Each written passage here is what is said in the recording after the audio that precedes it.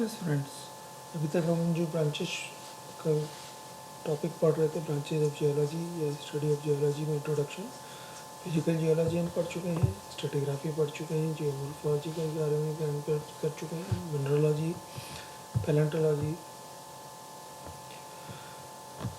Petrology हम देख चुके थे, पेट्रोग्राफी हम देख चुके हैं। Now we start with the environmental geology. Environmental geology या जो है, what is this? This is nothing but the geological study of our natural environment. जो भी प्राकृतिक एनवायरनमेंट हमारे आसपास में है, उसका primary concern with depletion of natural resources, preservation of environment, quality, pollution problems and natural hazards. तो इस एनवायरनमेंट जियोलॉजी में हम क्या पढ़ते हैं? जो नेचुरल एनवायरनमेंट है हमारे आसपास में, जितना भी हम देख रहे हैं, सबसे ज़्यादा इम्पॉर्टेंट चीज़ उसका डिप्लेशन, उसमें गिरावट कैसे आ रही है, उसमें पॉल्यूशन प्रॉब्लम क्या क्या है, उस जैसे वायु प्रदूषण हुआ, जल का प्रदूषण हुआ, एनवायरनमेंट की क्वालिटी कैसे पुअर हो रही है, एंड द मोस्ट इम्पॉर्टेंट, सबसे इम्पॉर्टेंट चीज़ जो एनवायरनमेंट जियोलॉजी में पढ़ते हैं, that is the natural hazards. प्राकृतिक आपदाएं जो आती हैं, प्राकृतिक आपदाएं कौन कौन सी होती हैं? भूकंप, जब पृथ्वी में हलचल होती है उसकी वजह से जो भूकंप आते हैं, या अर्थ वोल्केनोज, ज्वालामुखी, या फ्लड्स, बाढ़, ये सारी प्राकृतिक आपदाएं हैं। या लैंडस्लाइड्स, जो हिली टेरेन होता है, जो पहाड़ी क्षेत्र होता है, वहाँ पे पहाड़ टूट टूट के अपने आप गिरते हैं, उसको लैंडस्लाइड्स कहते हैं। तो इस तरह की जो प्राकृतिक आपदाएं होती है, वो कैसे होती हैं, क्यों होती हैं, उनके कारण क्या क्या होते हैं, और उनसे बचाव कैसे किया जा सकता है, उसके बारे में जो पढ़ाई की जाती है, that is the environment geology. Now next one is field geology. जैसे हमने बताया कि भूविज्ञान जो है प्राकृतिक रूप से जो भी स्टडी हम कर रहे हैं उसका है, तो उस वहाँ जाके, नेचर में जाके हम उसको जब पढ़ते हैं, उसको जब देखते हैं, तो उसके बारे में जो ज्ञान प्राप्त किया जाता है, वो अलग अलग तरीके से उसका कलेक्शन, उस सैंपल का कलेक्शन किया जाता है, इंटरप्रिटेशन किया जाता है, वहाँ जाके उसको इंटरप्रेट किया जाता है कि कैसे बना हुआ, कब बना हुआ, ये पहाड़ है तो कैसे बना, क्यों बना, कैसे बना, इसके बारे में, है ना, उसका जियोलॉजिकल डाटा कलेक्शन किया जाता है, ठीक है, और उसकी जियोलॉजिकल मैप तैयार किया जाता है, एक नक्शा बनाया जाता है, जिसके बेसिस पर हम जब कभी भी जाएँ तो वहाँ हमारे पास डाटा पर मौजूद हो कि हमने क्या क्या देखा, क्या क्या है वहाँ, क्या क्या चीज़ें हैं, किस तरह से, इस तरह से उसके बारे में जो ज्ञान प्राप्त किया जाता है वो है फील्ड जियोलॉजी। जब next one is Jio archaeology. Archaeology क्या है? पुराने ज़माने में जो, जब मानव सभ्यता डेवलप हुई, तो उसके बारे में जो पढ़ाई की जाती है, that is the archaeological studies. पुरातन, है ना, पुरातत्व विभाग जैसे डिपार्टमेंट ऑफ आर्कियोलॉजी, जो पुराने मंदिर वगैरह होते हैं उनकी संरक्षण का कार्य करता है। तो मानव सभ्यता जब से शुरू हुई, तब से लेके उसके बारे में जो पढ़ाई की जाती है, और उसके साथ साथ में जियोलॉजिकल इंटरप्रिटेशन उसका क्या है, उसका भूवैज्ञानिक, उसकी अस्तित्व क्या है, उसके बारे में जो पढ़ा जाता है। Geological interpretation of archaeological sites, उनकी geochemistry study for chemical process within, upon and above the earth. पृथ्वी के ऊपर उनकी क्या क्या संभावना है, उसको कैसे संभाल के रखा जा सकता है, किस तरह से संरक्षित किया जा सकता है, इसके बारे में जो किन चट्टानों से बना है, कैसे बना हुआ है, तो ये उसके बारे में जो ज्ञान प्राप्त किया जाता है वो जियो आर्कियोलॉजी है। Now next one is hydrogeology, and it is the most important chapter, branch of the geology. Hydro means जल। पृथ्वी के अंदर हमने बताया जैसे 70% तक जल पाया जाता है। बहुत सारा जल जो है वो 61% आपका पृथ्वी के ऊपर सतह पे है, लेकिन बहुत सारा जल जो है वो आपके पृथ्वी की सतह के नीचे भी पाया जाता है। फिर जो सतह पे जो जल है वो सारा सारा हम पीने के लायक नहीं है, उसमें हम जानते हैं डिफरेंट पैरामीटर्स हम देखे थे, और डिटेल में और देखेंगे हम जब भी हम भी इसकी स्टडी करेंगे। तो इनके बारे में जो ज्ञान प्राप्त किया जाता है कि पृथ्वी के ऊपर जितना भी जल है, भौमिक जल है, पृथ्वी के अंदर जो भौमिक जल है उसका उसका दोहन कैसे किया जा सकता है, जो नदियाँ हैं उसका पानी को कैसे उपयोग कर सकता है, जो समुद्री जल है उसमें क्या क्या कंपोनेंट है, उसकी केमिस्ट्री क्या क्या है, उसमें क्या क्या अन्य घटक पाए जा रहे हैं पानी के साथ साथ में, उसमें मिलावट कैसे हो रही है, क्या हो रही है, उसका प्रदर्शन। तो इनके बारे में जितने भी ज्ञान प्राप्त किया जाता है वो hydrogeology, that is the study of the sub surface water, ground water जो हमने बताया, भौमिक जल, and the related geological aspect of surface water. Surface water में हमने बताया जैसे that is the study of the movement of water in and on this earth, flood hazards in a primary concern. Marine geology is the part of the hydrology, study of various aspects of the geology of the ocean and the coastal area meteorology. ठीक है, तो ये important aspect हो गए आपके। तो हम इसमें देख सकते हैं कि मैराइन जियोलॉजी जो है वो भी एक इसका एक जियोलॉजी का हाइड्रोजियोलॉजी का पार्ट हो सकता है, जिसमें सिर्फ समुद्री जो जल है उसके बारे में पढ़ाई की जाता है। Now next one is planetology, the study of planets.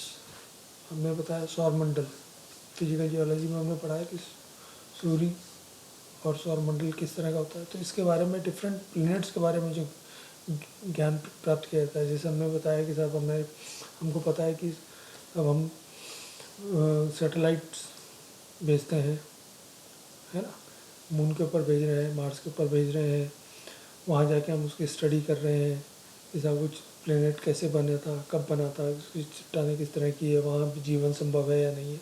तो इस तरह की जितनी भी स्टडी की जाती है, study of planets, different planets के बारे में, डिफरेंट ग्रह के बारे में, including the origin of their rocks, development of planetary structure, है ना। The lunar geology, lunar geology चंद्रमा के बारे में ज्ञान प्राप्त करना जो है, moon, this geology of the moon, that is the lunar geology. तो ये जियोलॉजी का ही पार्ट है, तो ये कहलाता है प्लैनेटोलॉजी। अब नेक्स्ट वन इज योर फोटोजियोलॉजी। फोटोजियोलॉजी क्या है? आज का सबसे इम्पोर्टेंट और सबसे महत्वपूर्ण कड़ी हमारी बन गई है फोटोजियोलॉजी एंड रिमोट सेंसिंग। इसी का पार्ट होता है सेकंड, रिमोट सेंसिंग, है ना, जो आजकल ज़्यादातर जाना जाता है रिमोट सेंसिंग के बारे में। तो फोटोजियोलॉजी एंड रिमोट सेंसिंग एक सब ब्रांच हुई है जियोलॉजी की, और सबसे महत्वपूर्ण ब्रांच है। आपने सुना होगा कि रोज़ हम इंडिया ही नहीं, पूरा विश्व में अलग अलग कंट्री जो है डिफरेंट सैटेलाइट्स भेज रहे हैं, ठीक है। तो फोटोजियोलॉजी क्या है, हम बहुत सी जगह हम जा नहीं सकते, हर जगह हम जा नहीं सकते, लेकिन क्या करते हैं, उसका फ़ोटो खींच लेते हैं, हम पिक्चर खींच लेते हैं, उस फोटो के बेसिस पे हम उसकी स्टडी करते हैं, ठीक है। तो ये इस तरह से जो पढ़ाया जाता है, उसकी फ़ोटो से उसको जो पढ़ाया जाता है। और फ़ोटो क्या होती है, एक छोटे लार्ज स्केल पे होती है। यदि मेरे को एक फ़ोटो, सपोज जैसे मैं डूंगर कॉलेज की फ़ोटो ले रहा हूँ, तो पूरे कॉलेज के लेने के लिए मेरे को थोड़ा पीछे जाना पड़ेगा, है ना। यदि मैं खाली अपनी जियोलॉजी ब्लॉग की फ़ोटो लूँगा तो नज़दीक आ जाएगी, लेकिन अब मेरे को उसमें लाइब्रेरी भी शामिल करनी है, तो मेरे को थोड़ा और पीछे जाना पड़ेगा, ठीक है। फिर यदि मेरे को पूरे कॉलेज ब्लॉक के लेनी है, मतलब मेन बिल्डिंग, लाइब्रेरी और जियोलॉजी ब्लॉक, तो मेरे को और भी पीछे जाना पड़ेगा। तो इस तरह से, और फ़ोटो भी छोट हो जाएगी, तो डिटेल स्टडी करने के लिए मेरे को और नज़दीक आना पड़ेगा। लेकिन अब आप कहोगे कि सब पूरे बीकानेर की हमको फ़ोटो लेनी है, तो मेरे को उसके ऊपर से प्लेन उड़ाना पड़ेगा, प्लेन से मैं बीकानेर का चित्र ले सकता हूँ। फिर मेरे को कहूँ कि सब मेरे को पूरे राजस्थान की फ़ोटो लेनी, तो क्या करूँगा, मेरे को और हाइट पे जाना पड़ेगा। तो और हाइट पे जाने के लिए मेरे को क्या है, फिर हम फ्लाइट को और ऊपर ले जाएंगे हवा में, लेकिन आजकल उसको हम सैटेलाइट के थ्रू लेते हैं। तो इसलिए रिमोट सेंसिंग उसको कहते हैं। रिमोट मतलब बिना टच किए हुए हमको उसके बारे में ज्ञान प्राप्त करना, दैट इज़ रिमोट सेंसिंग, है ना। तो ये डिटेल स्टडी जो की जाती है जियोलॉजिकल एस्पेक्ट्स के लिए, वो photo geology and remote sensing, ये दोनों शब्द मिला के एक नया सब्जेक्ट बन गया है, remote sensing and photo geology. Remote sensing और भी तरीके से हम रोज काम में लेते हैं। रिमोट सेंसिंग कैसे, मेडिकल में हम काम में लेते हैं ईसीजी। What is ECG? हमने क्या बॉडी के अंदर टच किया, क्या नहीं किया ना। तो इसी तरह से ये पृथ्वी की ज्ञान प्राप्त करना बिना पृथ्वी के उसको टच किए, उसको कहते हैं रिमोट सेंसिंग। तो ये डिफरेंट ब्रांचेज, सेडिमेंटोलॉजी हम पढ़ ही चुके हैं, 3 तरह की जो चट्टानें जब हमने पढ़ी थी, तो अवसादी चट्टानें जो होती हैं उसके बारे में जो ज्ञान प्राप्त किया जाता है वो कहता है sedimentology, the study of environmental factors controlling the origin sediments and sedimentary rocks, development of depositional models.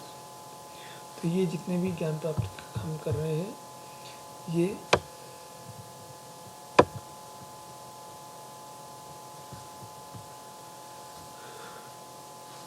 Then stratigraphy हम पढ़ चुके हैं, लेयर बाय लेयर, स्ट्रेटम से बना है। मैंने कहा stratum, what is the mean by stratum, that is a layer, single परत दर परत की जो पढ़ाई की जाती है, दैट इज योर स्ट्रेटिग्राफी या हिस्टोरिकल जियोलॉजी। हमने पहले देखा था historical geology, that is also known as stratigraphy, the study of layered sedimentary या मेटामॉर्फिक या जैसे भी जो बनी चट्टान कब बनी कैसे बनी उसके बारे में ज्ञान प्राप्त किया जाता है, तो कहलाता है stratigraphy.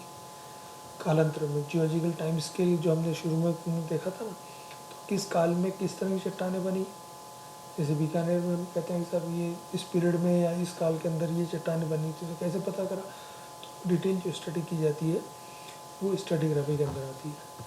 Now the next one important is structure geology, संरचना भूविज्ञान। जैसे हमने बताया कि पृथ्वी के अंदर हलचल जो होती है, जब हलचल होती है तो पृथ्वी के अंदर बहुत तरह की जो चट्टानें होती हैं वो हिल जाती है। सपोज जैसे हमने चद्दर बिछा रखी है अपने पलंग के ऊपर और यदि हम उसको हल्का सा हिलाएं तो उसके अंदर सल पड़ जाते हैं। ये सल क्या है, दिस इज यहाँ पर हम जियोलॉजी में उसको कहते हैं वलय या फोल्ड। जो सल पड़ रहे हैं उनको कहते हैं वलय या फोल्ड। यदि हम जैसे कोई लेयर ऐसी है, ये तो प्लास्टिसिटी थी इस वजह से हो गई, यदि नॉन प्लास्टिक है तो वो तड़क जाएगी, टूट जाएगी, तो वो होती है फॉल्टिंग। तो इस तरह से डिफरेंट तरह के स्ट्रक्चर पृथ्वी के अंदर जब बन जाते हैं, जब से पृथ्वी बनी तब से लेके आज तक डिफरेंट तरह के जो स्ट्रक्चर्स में डेवलप हो गए हैं, तो उनके बारे में जब स्टडी की जाती है वो कहलाती है स्ट्रक्चरल जियोलॉजी। तो टेक्टोनिक्स इज नथिंग, ये जो हम स्ट्रक्चर अभी बता रहे हैं, भूकंप आता है, ज्वालामुखी आती है, इस वजह से जो हलचल हो रही है पृथ्वी के अंदर, इस तरह की जो पढ़ाई की जाती है वो होती है टेक्टोनिक्स। इसी तरह से नेक्स्ट जो इम्पोर्टेंट है वो है that is economic mineral, economic geology.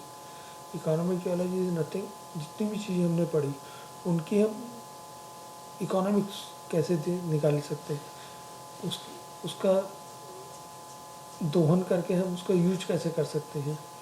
जैसे मेटल है, नॉन मेटल है, जो कुछ भी हम प्राकृतिक रूप से हमारे पाए जाते हैं, तेल है, खनिज है, उनको हम अभी तक तुमने पढ़ा कि कैसे बने, कब बने, कहाँ कहाँ पाए जाते हैं, लेकिन अब उनको निकाला कैसे जाए, निकाल के उनका यूज कैसे किया जाए, वो जो होता है उस तरह, और कहाँ कहाँ कितनी तादाद में पाया जा रहा है। सपोज हम कहते हैं यहाँ तेल पाया जा रहा है, लेकिन तेल कितना है, कितनी मात्रा में है, कितने समय तक हम निकाल सकते हैं, इन सभी के बारे में जो स्टडी की जाती है वो होती है इकोनॉमिक जियोलॉजी। तो ये सभी ब्रांचेज डिफरेंट तरह की ब्रांचेज हैं। टोटल आपके 3 सालों में 9 ब्रांचेज मेजर आपको पढ़नी होती हैं। तो फर्स्ट ईयर के अंदर आप जो पढ़ेंगे 3 पेपर होते हैं, that is physical geology first paper, second paper आपका पैलेंटोलॉजी जीवाश्म विज्ञान, और तीसरा है आपके मिनरलॉजी खनिज विज्ञान। मिनरलॉजी एंड क्रिस्टलोग्राफी एक ही सब्जेक्ट होता है, खनिज विज्ञान और क्रिस्टलिकी। तो ये 3 जो ब्रांचेज हैं जियोलॉजी की वो आप फर्स्ट ईयर में पढ़ते हैं 3 पेपर के रूप में। सेकेंड ईयर में आप पेट्रोलॉजी पढ़ेंगे, है ना, एंड स्ट्रेटिग्राफी पढ़ेंगे। पेट्रोलॉजी का मतलब शैल की विज्ञान और स्ट्रेटिग्राफी पढ़ेंगे। और थर्ड ईयर में जो है इकोनॉमिक जियोलॉजी पढ़ते हैं, अप्लाइड जियोलॉजी पढ़ते हैं, है ना। ये पेपर आप थर्ड ईयर में पढ़ेंगे। इस तरह से करके 9 डिफरेंट पेपर्स आप पूरा कोर्स करते हैं और ये डिफरेंट ब्रांचेस के बारे में आप ज्ञान प्राप्त करते हैं। Thank you.